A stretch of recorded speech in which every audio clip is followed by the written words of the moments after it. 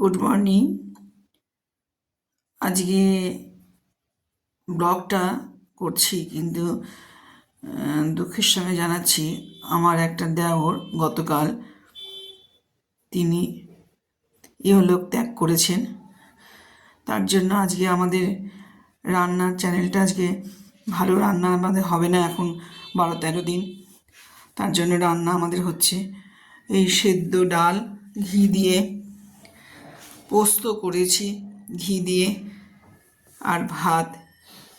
এখন আমাদের এই সবই রান্না খেতে হবে, কিছু করার নেই, যেটা নিয়ম সেটা করতেই হবে।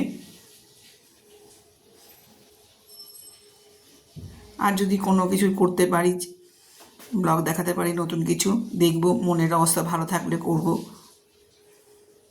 ঠিক আছে বন্ধু, এখানেই রাখছি।